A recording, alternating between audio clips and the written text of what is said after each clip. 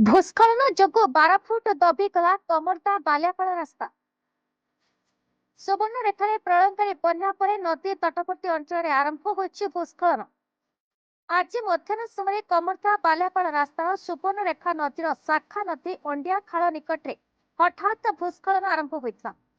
फल कंक्रीट रास्ता झुली रहितबा बेले रास्ता पार्श्वस्थ माटी 12 फुट तलक दबि जाइछि। ए रिपोर्ट लेखाइबा जाए क्रमागत भावे माटी दबि चलिथिबारु स्थानीय झाड़पीपल और बायगण बाड़िया पंचायत लोके आतंकित होई पड़िछन्ति। विवरणीर प्रकाश जे आज मध्याह्न पाखापाखि 12:30 समय कमरदा बालियापाड़ पूर्त रास्तार जलेश्वर ब्लॉक अंतर्गत बायगण बाड़िया पंचायत छक निकटस्थ अनंत पात्रଙ୍କ घरठारू झाड़पीपल ग्रामर खगेन्द्र दलाईଙ୍କ घर जाए कंक्रीट को छाड़ी रास्ता पार्श्वस्थ माटी हठात दबिबा आरंभ करिଥିଲା।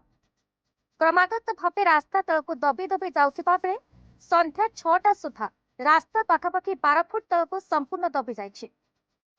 रास्ता दबुथिबा स्थानटी झाड़पीपल गाँ अधीन आसुछि, जद्वारा झाड़पीपल गाँ समेत एहार अति निकटे थिबा बायगण बाड़िया गाँर लोके मध्य भयभीत होई पड़िछन्ति। भूस्खलन जोगु ସେହି स्थाନରେ 11 केवी विद्युत खुंट मध्य ओहଳି जाइछि। सेपरि अंडिया खाल लोक गाधोइबा तैयार होइथिबा पक्का घाटरे मध्य फाट देखा देछि। रास्ता ए विपदसंकुल अवस्था थिबारु एही रास्तारे भारी जान चलाचल बंद कराजाउ बोली अंचलवासी दाबी करिसेंति। सुवर्णरेखा बन्या पर एपरि भूस्खलन लोकଙ୍କ निद हजाई देछि। पूर्त विभाग तरफरु सही स्थान को जाई जांच कराଯାଇଛି।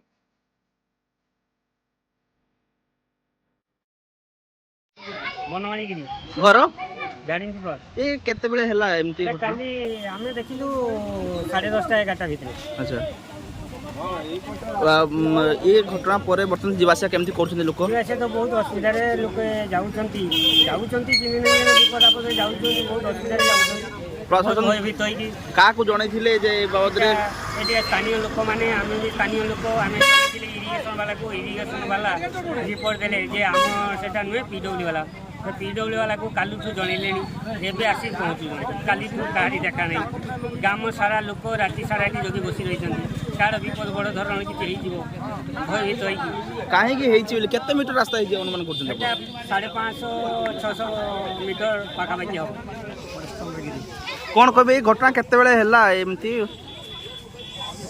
काली दिन 12टा बेलू सुतार खंडे फाट देखा तापर दिन 2टा बेलू पूरा एकदम आस्ते आस्ते आस्ते आस्ते दबी चलला।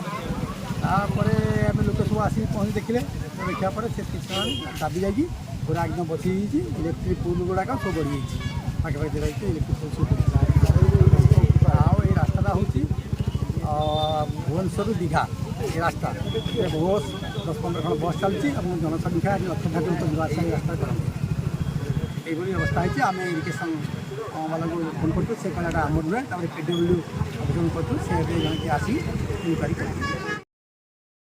जलेश्वर मनोज कुमार भूयांकर रिपोर्ट BE न्यूज ओडिशा।